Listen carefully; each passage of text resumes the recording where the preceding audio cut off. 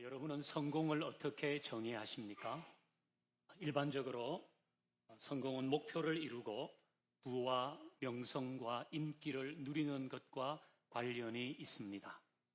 소위 성공한 사람에게는 풍족한 삶이 따르고 주변에 추종자가 있고 그는 자신이 노력한 성과를 누리며 삽니다. 그들은 지도자로 여론을 주도하는 사람으로 유행을 선도하는 사람, 소위 셀럽으로 불립니다. 이런 기준에서 보면 예레미야는 성공한 사람이 아닙니다. 그는 실패한 사람, 그것도 아주 비참한 실패자입니다. 그는 40년간 유다에서 하나님의 대변자로 있었지만 아무도 귀를 기울여 주지 않았습니다. 그는 열정적으로 하나님의 말씀을 전하며 백성들에게 회개를 촉구했지만 사람들은 행동하지 않았습니다. 그 결과 예레미야는 가난하게 살았고 가족과 친구와 이웃과 백성들과 유다 왕들에게 배척을 당했습니다. 그는 감옥과 구덩이에 던져졌고 애굽으로 강제 추방되기도 했습니다. 예레미야는 40년을 하나님이 주신 심판의 메시지를 전하면서 조국의 운명을 예견하고 슬퍼하며 통곡하며 지냈지만 세상의 기준으로 볼 때 그는 성공한 사람이 아니었습니다. 그런데 오늘 본문을 보니까 예레미야의 말이 끝났다고 합니다. 이 본문을 같이 읽어보십시다. 시작. 말하기를 바벨론이 나의 재난 때문에 이같이 몰락하여 다시 일어서지 못하리니 그들이 피폐하리라 하라 하니라. 예레미야의 말이 이에 끝나니라. 아멘. 우리가 예레미야를 묵상했듯이 예레미야는 남유다에 대한 심판의 말씀을 전하고 그 주변 나라들에 대한 심판의 말씀을 전하고 그리고 그 심판의 도구로 쓰이던 바벨론의 심판도 선고하고 있지요. 그리고 오늘 64절 읽은 대로 바벨론의 심판에 대한 마무리를 하고 예레미야의 말이 이에서 끝났다고 합니다. 예레미야의 예언의 이야기가 끝난 것입니다. 그러니까 그의 선지자의 사명도 끝난 겁니다. 그는 성공적으로 다시 한번 선지자의 일을 할 수 있는 기회를 잃은 것입니다. 예레미야의 말이 끝이 나버렸습니다. 저는 예레미야의 말이 끝났다는 이 구절을 읽으면서 마음이 짠해졌습니다. 예레미야 선지자 정말 수고했는데, 정말 헌신적이었는데, 그는 정말 충성된 사람이었는데 이렇게 끝이 나나? 물론 하나님의 시각에서 예레미야는 성공한 사람임에 틀림이 없습니다. 그는 사람들의 반응에 개의치 않고 용감하고 신실하게 하나님의 말씀을 전했습니다. 그래서 하나님 보시기에 예레미야는 가장 성공한 사람 중에 있을 것입니다.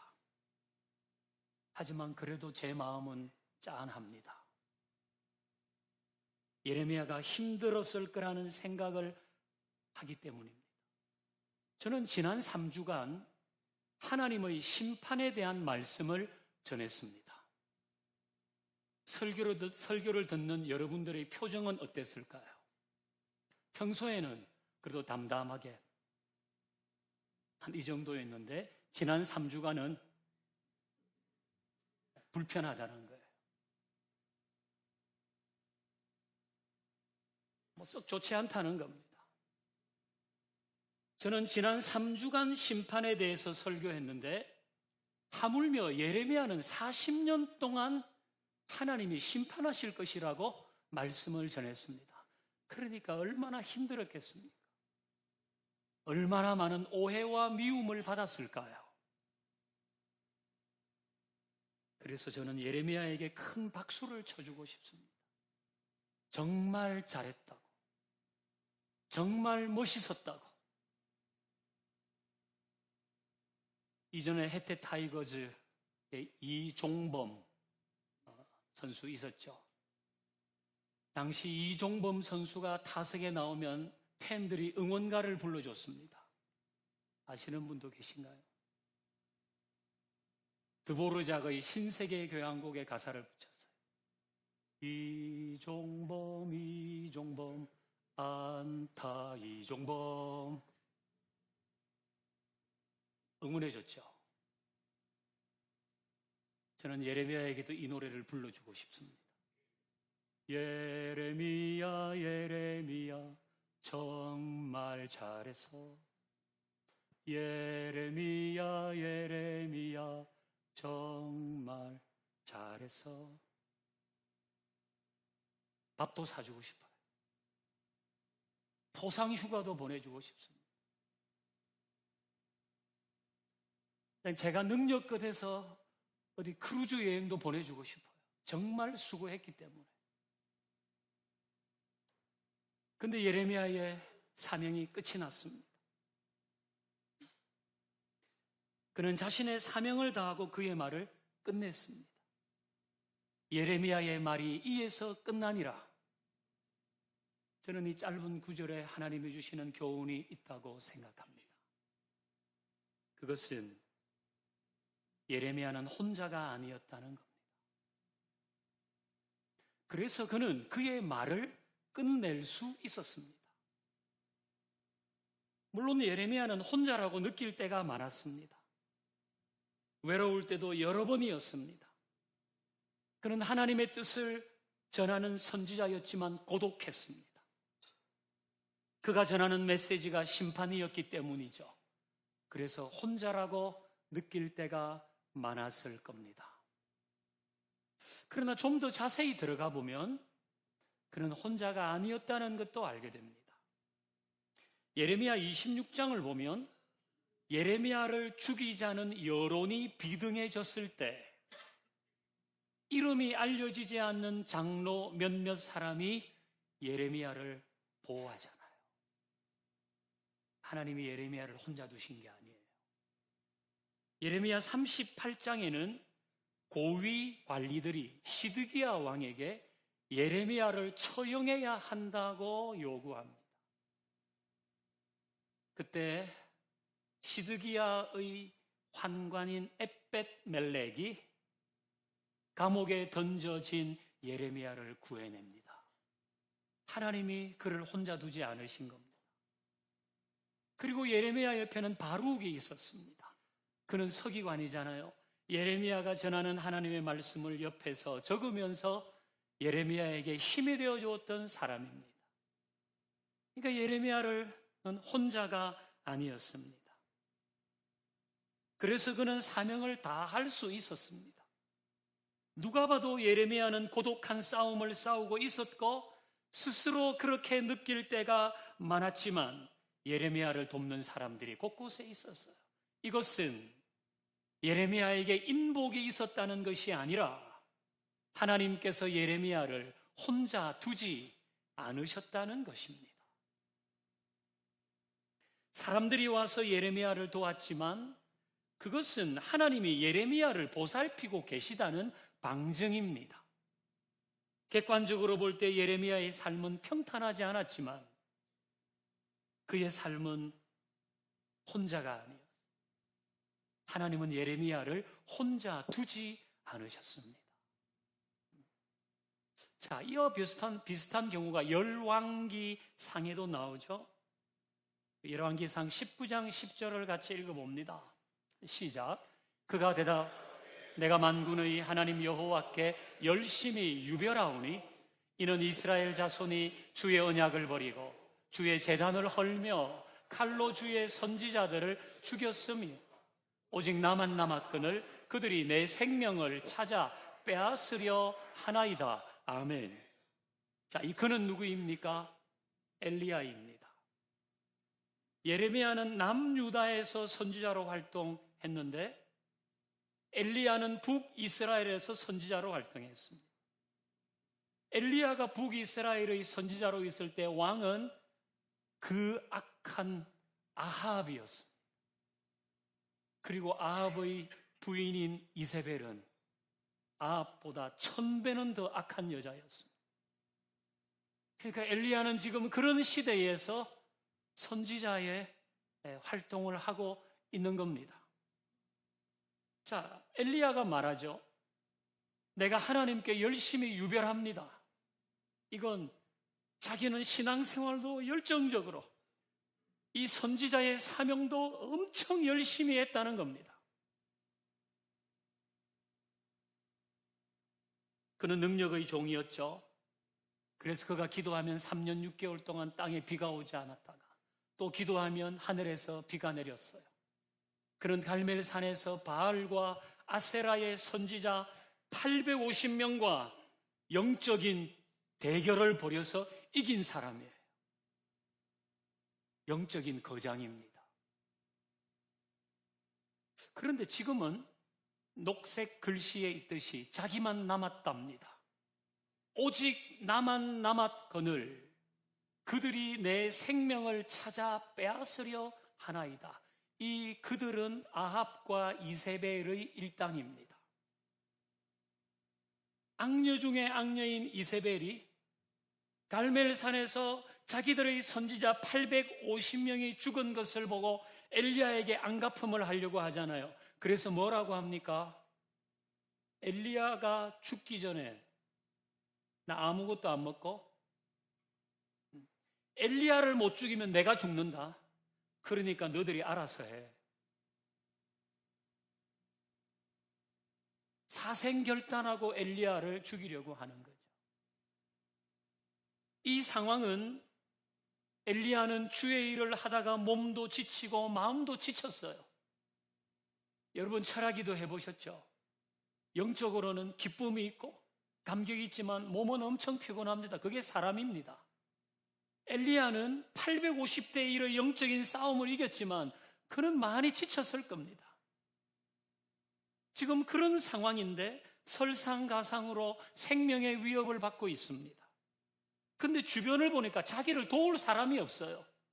그래서 나 혼자라는 겁니다. 그는 지친 몸과 마음으로 두려움과 외로움 때문에 몸부림치고 있습니다. 자, 그러면 엘리야는 정말 혼자일까요? 열왕기상 19장 4절 5절도 같이 읽습니다. 시작. 자기 자신은 광야로 들어가 하루 길쯤 가서 한 로뎀나무 아래에 앉아서 자기가 죽기를 원하여 이르되 여호와여 넉넉하오니 지금 내 생명을 거두시옵소서. 나는 내 조상들보다 낫지 못하나이다.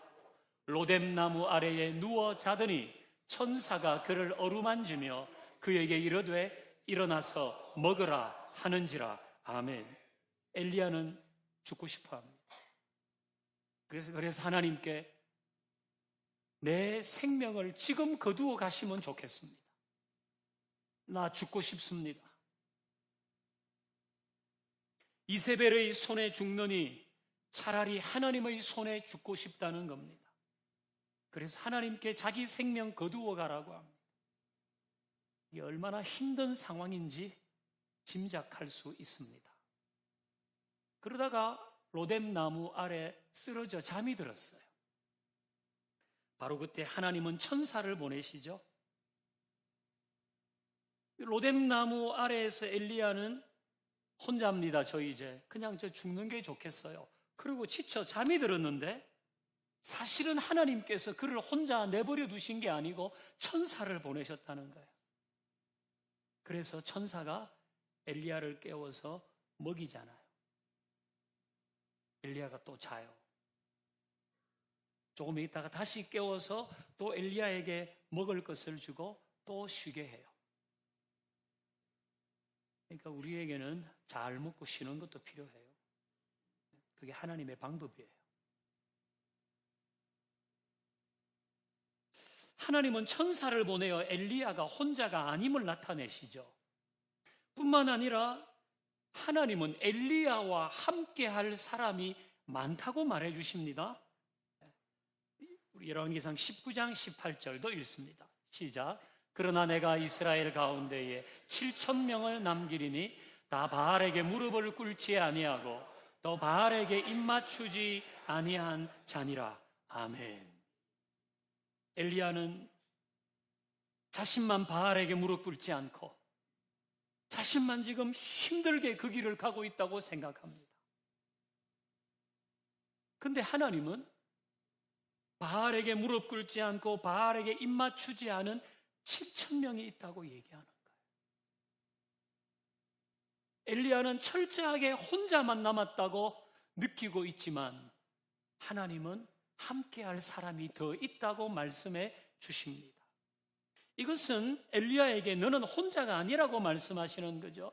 그리고 그동안 너무 수고했고 너무 잘했고 너무나 멋지게 선지자의 역할을 감당했다. 그리고 너의 동역자들이 있다. 그러니 너는 두려워하지 말고 그 길을 가라. 나는 너를 혼자 두지 않을 것이다. 이것이 하나님의 말씀입니다. 우리 중에는 엘리야나 예레미야처럼 혼자라고 느끼는 사람이 있습니다. 심리학자들은 사람에게 내 부류의 동반자만 있으면 외롭지 않다고 말합니다. 로맨틱 파트너, 애인이 있으면 된다는 거예요. 애인이 있으면 외롭지 않다. 제가 보니까 애인이 많을수록 외로워하더라고요. 로맨틱 파트너가 있으면 된다. 그리고 소셜 파트너, 세상에서 친구 있잖아요. 친구, 취미그룹, 동아리 이런 게 있으면 사람들은 혼자라고 느끼지 않는다는 거예요. 또 하나는 워킹 파트너, 함께 일할 수 있는 동료가 있으면 혼자라고 느끼지 않는다. 그리고 가족이 있으면 혼자라고 느끼지 않을 거라고 합니다. 근데 여러분, 그래서 진짜입니까? 애인이 있고 취미생활 같이 하는 사람들이 있고 직장 동료가 있고 가족이 있으면 혼자라고 느끼지 않습니까? 그래도 혼자라고 느낄 때가 있습니다. 나 혼자 감당해야 하는 문제가 있거든요. 그리고 내 마음을 잘 못 만져줘요. 가족도 그래요. 그러니까 혼자라고 느끼는 거예요. 그래서 우리는 일상에서 혼자라고 느낄 때가 많습니다. 엘리야는 죽기를 원하며 하나님께 내 생명을 거두어 달라고 했죠. 제가 앞에서 말씀드렸듯이 엘리야는 이런 얘기를 할 사람이 아니에요. 그는 영적인 거장입니다. 그런데 하나님, 내 생명을 나 죽었으면 좋겠습니다. 이런 말을 했어요. 그러니까 사람에게는 신앙과 별개로 죽고 싶을 만큼 힘들 때가 있다는 겁니다. 그건 내 신앙과 별개로 정말 너무 힘이 드네. 그래서 마음 한켠에서 그냥 죽어버릴까? 그러다가 이 마음이 그냥 훅 지나가는 사람도 있지만 오래 머물러 있는 사람도 있다고요. 그게 신앙과 별개로. 왜? 힘이 드니까. 너무 감당하기가 어려우니까.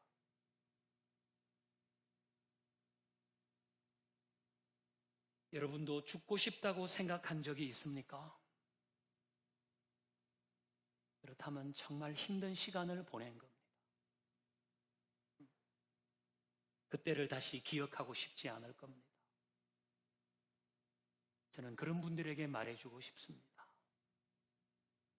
정말 죽고 싶다고 느꼈던 바로 그때에도 하나님은 여러분을 혼자 두지 않으셨습니다. 그래서 여기까지 온 겁니다. 그때 여러분이 많이 울었다면 하나님도 함께 우셨습니다. 그때 여러분이 밤잠을 자지 못하고 생각에 꼬리를 무는 시간을 보냈다면 하나님도 그 옆에 계셨습니다. 하나님은 우리를 혼자 두지 않으시는 거예요. 그리고 앞으로도 하나님은 우리를 혼자 두지 않으실 겁니다. 여러분 중에 어떤 사람은 죽고 싶다는 마음이 현재 진행형일 수도 있어요. 정말 힘든 시간을 보내고 있는 겁니다. 저는 그런 분들에게 말해주고 싶습니다. 절대로 삶을 비관하지 말라고. 그 어떤 경우도 삶을 비관하면서 나 혼자 담당해야 된다고 무거운 짐을 지지 말라고 말해주고 싶습니다. 하나님은 우리를 혼자 두지 않으십니다. 그 어떤 경우에도 그렇게 하실 겁니다.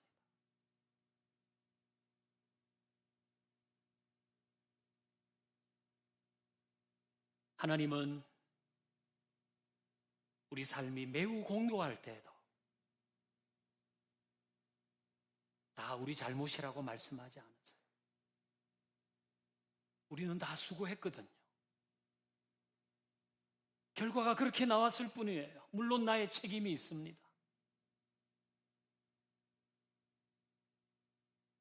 그 시간들을 보내면서 우리는 두려운 일들이 생기지 않을까 염려합니다. 그러나 미리 최악의 시나리오를 쓰지 마세요. 하나님이 보내시는 천사, 하나님이 보호하시는 은혜가 있을 줄로 믿습니다. 일상에서 외로움을 느끼면서 혼자라고 생각하는 분들에게 저는 이 노래도 알려주고 싶습니다. 지난 금요일 날 이 찬양만 하다가 기도회를 마친 것 같은데, 그대 폭풍 속을 걷고 있을 때 비바람을 마주해야 할 때 불빛조차 보이지 않을 때 그대 혼자 걷지 않을 거예요. 두려움 앞에서 하늘을 보아요. 외로운 그대여 걱정 마요. 꿈꾸는 그 길을 또 걷고 걸어요. 그대 혼자 걷지 않을 거예요. 그대 혼자 걷지 않을 거예요.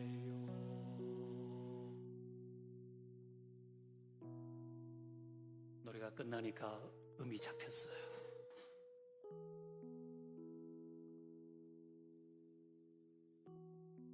폭풍 속을 걷고 있다고 생각될 때 웬 비바람이 이렇게 세?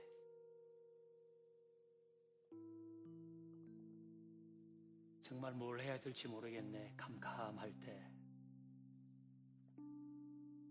혼자 걷고 있지 않다는 것, 두려움 앞에서 하늘을 보아라. 이건 그냥 먼 산 쳐다보라는 말은 아니잖아요. 시편 121편을 보면 내가 눈을 들어 산을 보리라. 나의 도움이 어디서 올꼬. 그러잖아요. 이게 산 보라는 얘기는 아니잖아요. 이게 하나님을 보라. 하나님이 계신다. 그런 얘기 아닙니까? 꿈꾸는 그 길을 걷고 또 걸으라. 해야 될 일이 있어요. 그건 내가 싫어도 내일 또 해야 돼요. 우리에겐 그런 일이 있죠. 그건 내 사명일 수도 있고 내 생계일 수도 있죠. 혼자만 하네. 우리 집에서도 나 혼자만 고생하는 것 같아. 이제는 그걸 선한 마음으로 바꾸어서 그 길을 계속 걷고 또 걸을 때 제가 혼자라고 느끼지 않고 가게 해 주십시오.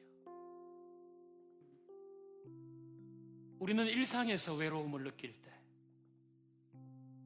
하나님이 동행하고 계신다는 것을 언제나 기억하십시다.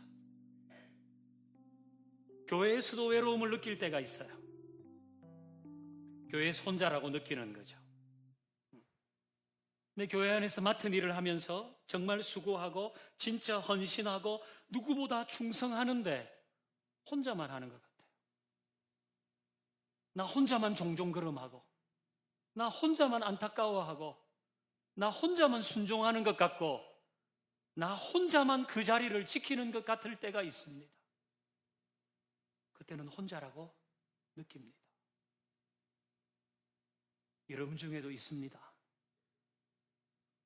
저는 그런 분들에게 말해주고 싶습니다. 정말 수고하고 있다고, 정말 잘한다고, 정말 멋지다고, 빰빰빰빰빰빰 이건 더 불러주고 싶어요. 그리고 또 하나 더 해주고 싶은 얘기 있어요. 그 모든 시간에 하나님이 쭉 지켜보셨다. 하나님이 기뻐하셨다고. 하나님이 영광 받으셨다고. 하나님이 동행하고 계시고 하나님이 복 주실 거라고 말해주고 싶습니다. 계속 혼자 두지 않으실 겁니다. 하나님이 또 다른 사람을 보내주시겠죠. 그리고 여러분이 하고 있는 그 헌신과 봉사의 현장에 주님은 여러분을 혼자 두지 않으실 것입니다. 예레미야가 혼자가 아니었듯이 우리도 혼자가 아닙니다. 엘리야가 혼자가 아니었듯이 우리는 혼자가 아닙니다. 하나님이 그곳에서, 하나님의 천사가 그곳에서, 하나님이 붙이신 동역자가 그곳에서 우리와 함께 할 줄로 믿습니다. 이런 은혜가 우리 모두에게 있기를 주의 이름으로 축원합니다. 찬양합시다.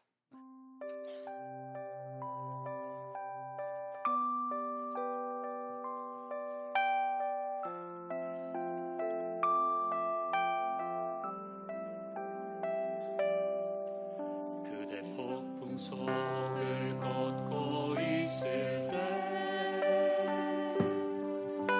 비바람을 마주해야 할 때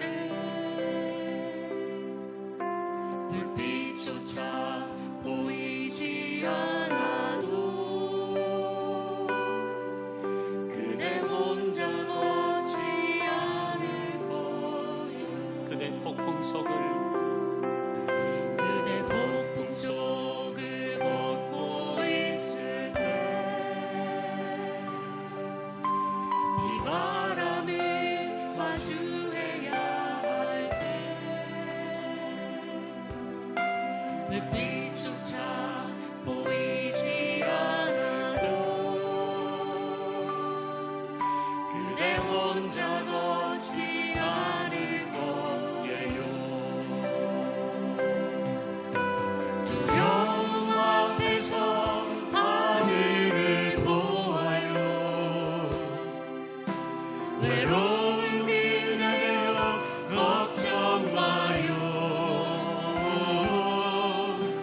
꿈꾸는 그 길을 또 걷고 싶어요. 그대 혼자 걷지 않을 거예요. 그대 폭풍 속에 걷고 있을 때 비바람 마주할 때 비바람을 마주해야 할 때 뭘 해야 될지 막막할 때 빛조차 보이지 않아도 우리는 혼자 걷는 것 아닙니다. 혼자 걷지 않을 거예요. 두려움 앞에서는 두려움 앞에서 하늘을 보아요.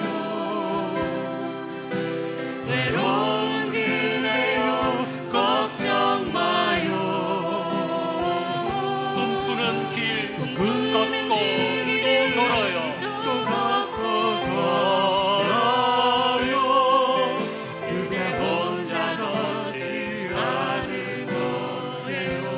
앞에서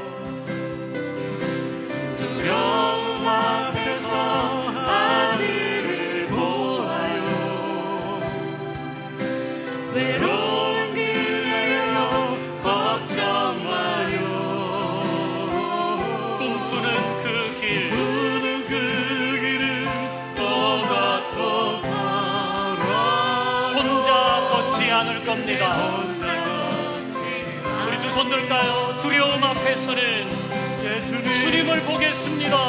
두려움 앞에서 하늘을 보아요. 외로운 그대여 걱정 마요. 꿈꾸는 그 길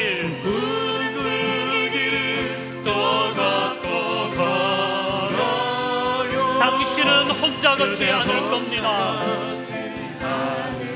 다시 한번요. 두려움이 올 때는 두려움 앞에서 하늘을 보아요.